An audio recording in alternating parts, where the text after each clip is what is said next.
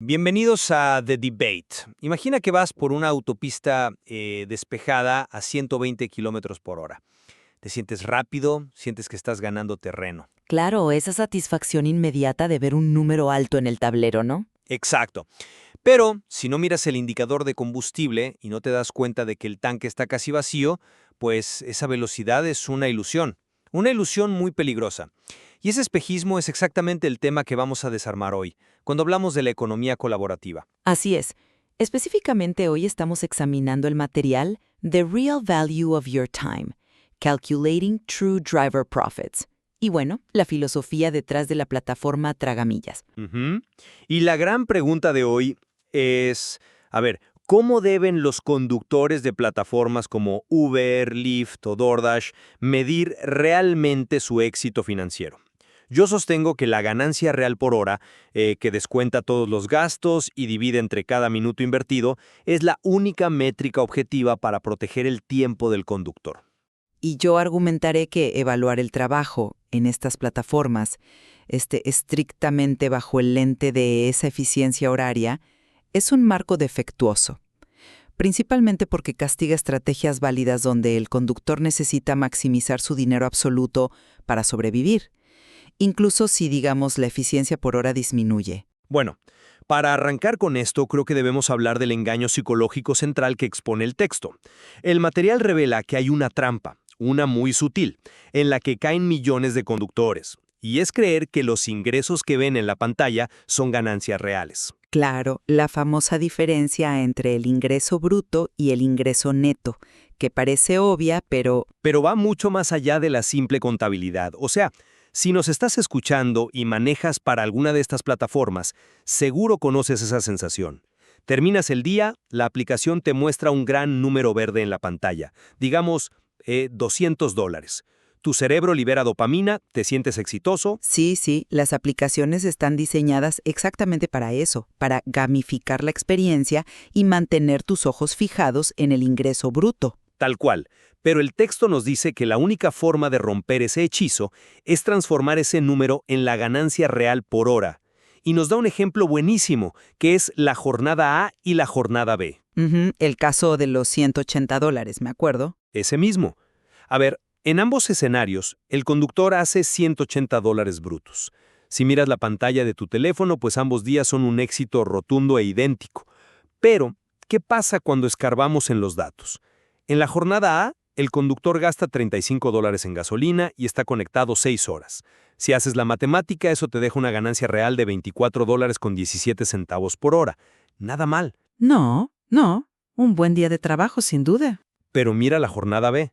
Generas los mismos $180 brutos, pero el tráfico estuvo terrible, te mandaron lejos, gastas $52 en gasolina y te toma 10 horas conseguir ese mismo monto. Cuando calculas la ganancia real, ¡pum!, se desploma a $12.80 por hora. ¡Wow! Casi la mitad. Es casi la mitad. Mi punto aquí es que, si ignoras factores como el tiempo de espera, los viajes vacíos y los costos directos, pues estás cayendo en un autoengaño que destruye el valor de tu tiempo. A ver, comprendo perfectamente el atractivo de esa claridad matemática, y te doy la derecha en que restar la gasolina es innegociable. O sea, si no sabes cuánto te cuesta mover el auto, estás manejando a ciegas. Exactamente. Pero, yo lo abordo desde un ángulo distinto. Cuestiono la premisa de que la eficiencia por hora tiene que ser el Dios supremo al que todos los conductores deben rezarle. ¿Por qué lo dices? Digo, si tu ganancia por hora cae a la mitad, estás perdiendo. Porque la vida real no ocurre en una hoja de cálculo. Fíjate en cómo el material fuente clasifica como un error común el trabajar más horas y la ganancia por hora disminuye. Para ilustrarlo, el texto nos da el ejemplo de 2 semanas distintas. En la semana 1, el conductor genera $620 netos trabajando 32 horas. Eso le da una eficiencia altísima de $19.38 por hora. Un rendimiento excelente. Lo es, totalmente. Pero luego viene la semana 2. Aquí el conductor rinde $690 netos, pero le toma 48 horas lograrlo. Su ganancia real cae a $14.38 la hora. El texto y la filosofía que defiendes tú tachan esta semana 2 como un error estratégico. Porque lo es. Y yo digo que catalogarlo así Ignora un hecho innegable, y es que ese conductor llevó $70 más a su mesa esa semana. Sí, pero a un costo temporal altísimo. Sí, claro, pero si tu meta como ser humano es pagar el alquiler o, no sé, llegar a una cuota para que no te corten la luz, maximizar tu ingreso neto absoluto es una estrategia inmensamente superior a tener un promedio de eficiencia hermoso que simplemente no te alcanza para fin de mes. Entiendo por qué piensas eso, en serio, pero déjame darte una perspectiva diferente, porque creo que para entender el error de la semana 2, primero tenemos que ponernos de acuerdo en qué constituye realmente el tiempo operativo. El texto es enfático en algo, y es que el tiempo de espera no es tiempo libre. Y ahí es donde la métrica empieza a ponerse bastante rígida para mi gusto. Pero es que tiene que serlo. Piénsalo así. Imagínate al dueño de una tienda de ropa en un centro comercial. Ok, te sigo. Tiene que pagar alquiler, inventario. Ajá. Exacto, tiene costos fijos. Y si un martes a las 10 de la mañana no entra ni un solo cliente a la tienda, el dueño dice, bueno, como no estoy vendiendo, no estoy trabajando. No, por supuesto que no. Sigue ahí operando el negocio. Precisamente, sigue ahí con las luces encendidas. Para un conductor de plataforma, su auto es su tienda. Y cuando esté estacionado revisando la app, o manejando hacia una zona roja de alta demanda, o incluso cargando gasolina, pues todo eso es tiempo operativo. Ujú. Si el conductor no contabiliza esos tiempos muertos en su división de horas, está subsidiando a las aplicaciones con su tiempo libre. Las empresas tecnológicas felices, claro, porque tienen a un trabajador disponible a costo cero. Si solo cuentas el tiempo cuando tienes al pasajero en el asiento de atrás, estás cayendo en la ilusión del velocímetro que mencionamos al principio. Lo siento, pero simplemente no compro esa idea. Y déjame decirte por qué. Usas la analogía de la tienda de ropa, pero ignoras que el desgaste de estar sentado en la tienda vacía no es el mismo que cuando tienes una fila de 20 personas en la caja. El mismo texto que estamos analizando lo admite. Dice textualmente que no todas las horas valen igual. Es cierto, el texto menciona que un martes por la tarde no rinde como un viernes por la noche. Entonces, si el texto y tú admiten que no todas las horas valen igual, ¿por qué insistir en promediar todas las horas, las activas y las de espera, bajo un cálculo monolítico de ganancia por hora? ¿Hacer eso distorsiona la realidad de lo que vive el conductor? Me cuesta un poco aceptar esto. O sea, ¿cómo distorsiona la realidad si estás midiendo el tiempo real que pasaste fuera de casa? Que el tiempo de espera en el auto, quizás leyendo un libro, escuchando música o simplemente descansando la mente mientras esperas que suene el teléfono, pues no tiene el mismo desgaste cognitivo ni físico que conducir activamente bajo una tormenta, con tráfico pesado o llevando a un pasajero problemático al aeropuerto. Si metes el tiempo de baja intensidad y el de alta intensidad en la misma licuadora matemática, creas una métrica artificialmente pesimista. Estás castigando la rentabilidad general del día solo porque hay periodos inevitables de baja demanda en la plataforma. No me convence esa línea de razonamiento porque asumes que el tiempo del conductor es elástico e infinito. Y no lo es. Claro, el desgaste físico puede ser menor si estás estacionado escuchando música, pero el costo de oportunidad es absoluto, es brutal. ¿Costo de oportunidad en qué sentido? En el sentido de que esa hora que pasaste en el estacionamiento del supermercado esperando una alerta de DoorDash es una hora entera de tu vida en la que no estuviste con tu familia, no estuviste descansando en tu propia cama, no estuviste estudiando o haciendo algo que sí te agregue valor. Es tiempo que la plataforma tiene secuestrado. ¿Pero el conductor elige estar ahí? Elige estar ahí bajo la promesa de una ganancia que muchas veces no llega. Y por eso quiero que volvamos a la defensa que hiciste de la semana 2, porque creo que aquí está el corazón del debate. Tú sostienes que si un conductor necesita llegar a fin de mes, ganar más dinero en total, nunca debería verse como un error, incluso si la eficiencia se desploma. Así es un sacrificio estratégico, no un error matemático. El texto asume que ganar más no siempre significa trabajar mejor, y yo digo que para un trabajador independiente que necesita liquidez urgente, cobrar $690 reales en mano es objetivamente mejor que cobrar 620. Punto. A ver, acompáñame con los números de ese ejemplo, por favor, porque el texto esconde una matemática que, francamente, es aterradora si la miras de cerca. Te escucho. Dime. Dijimos que en la semana 1, el conductor trabajó 32 horas para ganar $620 netos. Hasta ahí, todo bien, ¿no? Sí, $19 y pico por hora. Exacto. Pero en la semana 2, para poder ganar esos $690, trabajó 48 horas. Eso significa que pasó de 32 a 48 horas. Estamos hablando de 16 horas extras de trabajo en la calle. ¿Estamos de acuerdo? 16 horas adicionales, sí. ¿Y cuánto dinero adicional neto generó con esas 16 horas extra? Pues pasó de 620 a 690, son $70 de diferencia. $70. Si tomas esos $70 extra y los divides entre las 16 horas adicionales que invirtió. O sea, el resultado es que el conductor operó a una tasa marginal de exactamente $4.37 por hora durante ese tiempo extra. ¡Wow! ¿Sí? $4.37. Y eso es lo que el material nos está gritando en la cara. Esa es la trampa del ingreso absoluto. Vender 16 horas de tu vida, que son 2 días completos de trabajo tradicional, por 70 miserables dólares, es un mal negocio universal, no importa cómo lo pintes. Te doy la derecha en que aislar el número marginal impacta muchísimo. $4 por hora asusta, definitivamente. Y no es solo el tiempo, ¿eh? Piensa en el desgaste silencioso. Por cada una de esas horas extra, $4, el motor sigue sumando kilómetros, las llantas se desgastan, el riesgo de que un conductor distraído te choque aumenta exponencialmente, todo por ganar menos que un salario mínimo de los años 90. Por eso el texto dice que es un error común. Sin medir la ganancia real por hora, el conductor se está canibalizando a sí mismo creyendo que está siendo productivo. Es un argumento muy fuerte. O sea, cuando aíslas las 16 horas marginales y des que valieron $4.37, la lógica de la eficiencia parece invencible.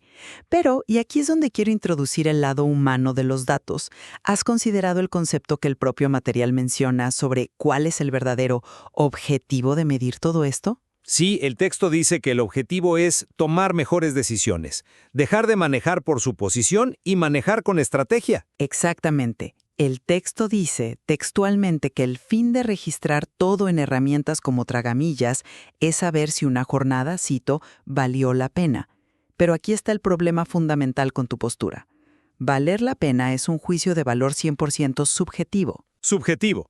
Las matemáticas no son subjetivas. $4 la hora es malo aquí en cualquier lado. La matemática no es subjetiva, de acuerdo, pero el contexto del trabajador sí lo es. Ese cálculo aterrador que acabas de hacer asume implícitamente que el conductor tenía una alternativa de mayor valor durante esas 16 horas extra. Explícame eso, a ver. El cálculo asume que si el conductor no estaba manejando su auto por $4 la hora, podría haber estado ganando, no sé, $15 la hora trabajando en otro lugar. Pero en el mundo real de la economía colaborativa, la flexibilidad extrema suele ser el único activo real que tiene ese trabajador. Ok, pero sigue siendo un retorno bajísimo por su esfuerzo. Sí, pero imagínate que es un miércoles a la 1 de la tarde. El conductor sabe que está lento. Su alternativa no es ir a una oficina a ganar $20 la hora. Su alternativa real, en ese momento específico de la semana, es ganar 0, no generar ningún ingreso. Desde ese punto de vista, si la cuenta de la electricidad vence mañana, esos $4.37 por hora, por más ineficientes que sean en tu hoja de cálculo, tienen un valor positivo y vital en la economía de su hogar. Obsesionarte con la pureza de la métrica por hora asume que el trabajador opera en un mercado laboral perfecto, donde siempre puede elegir la opción más rentable. Y todos sabemos que eso es falso. Ese es un punto interesante. Es verdad que la necesidad dicta muchas de estas decisiones, pero yo te diría que precisamente por esa falta de alternativas perfectas, la medición rigurosa se convierte en el único escudo del trabajador. Fíjate en el eslogan de Tragamillas, que menciona el material: maneja con números, maneja con control. Un buen eslogan de marketing, seguro. Pero es que encierra una verdad profunda. Si el conductor del que hablamos no mide su ganancia real por hora, ni siquiera sabe que está trabajando por $4.37. Simplemente ve que los 620 suben a 690, ve el velocímetro moverse y siente que avanzó. Pero al tener esta métrica de eficiencia en la mano, al quitarse la venda de los ojos, adquiere algo fundamental, que es el poder de decidir. Pero si necesita el dinero igual, ¿qué importa si sabe el porcentaje de eficiencia o no? Lo va a tener que hacer de todas formas. Importa muchísimo, porque si sabes que tus horas extra de los miércoles rinden $4 en Uber, puedes tomar una decisión estratégica. Quizás dices, perfecto, necesito los $70, pero no voy a regalar 16 horas de mi vida en esta app. Voy a pagar Uber y me voy a conectar a una plataforma de entregas de paquetes que tiene bonos al mediodía. O decides cambiar de zona geográfica, o reestructuras tu horario para trabajar los fines de semana de madrugada cuando la hora marginal vale $20 y no 4. Lanzar más horas al problema por pura desesperación, sin entender el retorno real de ese esfuerzo, es una receta perfecta para la quiebra silenciosa. Te gastas el capital de tu auto por centavos. En eso estamos de acuerdo. Quitarse la venda de los ojos siempre es el primer paso. El conocimiento es poder, pero donde divergimos profundamente es en cómo interpretamos el paisaje una vez que tenemos los ojos abiertos. ¿En qué sentido? En que el marco de la ganancia real por hora, si lo impones como la única vara sagrada para medir el éxito, crea una parálisis por análisis en los conductores. Y he visto que la lógica de este texto empuja hacia allá. He visto conductores que, en cuanto notan que la demanda baja y su ganancia por hora va a sufrir, entran en pánico. Se desconectan de la app y se van a casa simplemente para proteger el promedio de su estadística. Bueno, están protegiendo la rentabilidad de su tiempo. Pero se van a casa a pesar de que aún no han ganado lo suficiente para comer ese día. Imagina un gerente de una fábrica que decide apagar todas las máquinas a las 3 de la tarde porque el margen de ganancia bajó un 2%. Es absurdo porque la fábrica aún necesita producir un volumen total para cubrir sus propios costos fijos y sobrevivir. ¿Entonces sugieres que la eficiencia no importa? Sugiero que la eficiencia extrema es una métrica de lujo en un entorno de supervivencia. Por eso mantengo que el material acierta absolutamente en promover el registro minucioso. Sí, contabiliza tu gasolina, anota tus millas, asegúrate de que el combustible no se trague tu ganancia. Pero el texto falla, y falla gravemente, cuando moraliza sobre las jornadas más largas y las tacha de errores. El ingreso bruto no es ganancia real, eso te lo concedo totalmente, pero los porcentajes de eficiencia en una pantalla no compran la comida del supermercado. El ingreso neto total, los billetes reales en la mano sí lo hacen. Creo que ahí hemos llegado a un punto donde nuestras posiciones pueden mirarse frente a frente con mucha claridad. Y bueno, es un buen momento para empezar a resumir. Desde mi perspectiva, y a la luz de todo este intercambio, sigo sosteniendo que el mensaje central del material es una intervención financiera que los conductores necesitan con urgencia. Una intervención para salvarlos de sí mismos. Para salvarlos del diseño de las plataformas, la rentabilidad verdadera, la capacidad de sobrevivir a largo plazo y no destruir tu vehículo en 3 años, solo se revela cuando abandonas la ilusión reconfortante de ese número gigante y verde en la app. Adoptar la disciplina estricta de medir cada gasto, cada gota de gasolina y cada minuto invertido, desde que cierras la puerta de tu casa hasta que regresas, es el único camino para proteger tu recurso más valioso. Y como demostramos matemáticamente, si ignoras esta eficiencia horaria, puedes terminar vendiendo tu tiempo por $4 la hora sin darte cuenta, arruinando tu auto y tu salud en el proceso. Y para sintetizar mi lado de la moneda, pues estoy completamente de acuerdo en que rastrear los gastos, entender la depreciación de tu vehículo y calcular la gasolina es el fundamento básico. Estás manejando un micronegocio, no puedes ignorar los costos. Sin embargo, imponer este marco estricto donde la eficiencia por hora es el único árbitro del éxito puede cegar al trabajador. Cegarlo ante su propia necesidad, digamos. Exactamente. Trabajar más horas por menos ganancia marginal no siempre es un error de cálculo o un autoengaño. A veces es simplemente la dura realidad de operar en un mercado imperfecto donde tienes que alcanzar un número absoluto de dólares para sobrevivir.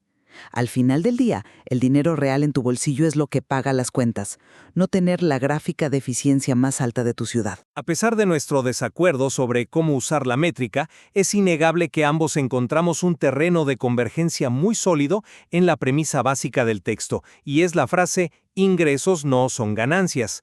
Ambos coincidimos en que mirar solo lo que la aplicación te pagó en bruto, ese gran velocímetro del que hablábamos al inicio, es una trampa.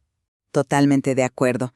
Y también coincidimos en que la tecnología y las metodologías como las que propone Tragamillas para registrar datos reales son indispensables. El consejo de dejar de manejar por suposición es quizá el mayor valor que cualquier trabajador de la economía colaborativa puede sacar de este material. Tienes que conocer tus propios números. Así es. Esta conversación realmente pone bajo el microscopio la enorme complejidad de tasar el valor del tiempo propio, especialmente en un sistema tan volátil e implacable como las aplicaciones de reparto y transporte. Es un choque constante entre la matemática pura y la necesidad humana. Y precisamente por esa complejidad, la invitación a todos los que nos escuchan, sobre todo si encienden una de estas aplicaciones todos los días, es a que profundicen en el material fuente. Revisen la guía, analicen sus propios datos, evalúen si en su situación particular les conviene más proteger celosamente su tiempo libre o si la estrategia correcta para esta semana es asegurar el volumen de ingresos. Al final, las conclusiones deben basarse en la realidad personal de cada uno. Tal cual. Al final del día, la próxima vez que te subas a tu auto, arranques el motor y veas ese número brillante en la pantalla marcando tu progreso, pregúntate algo. ¿Estás prestando la misma atención al tiempo irrecuperable de tu vida que estás quemando como se la prestas al dinero que está entrando? Los dejamos con esa reflexión. Gracias por acompañarnos.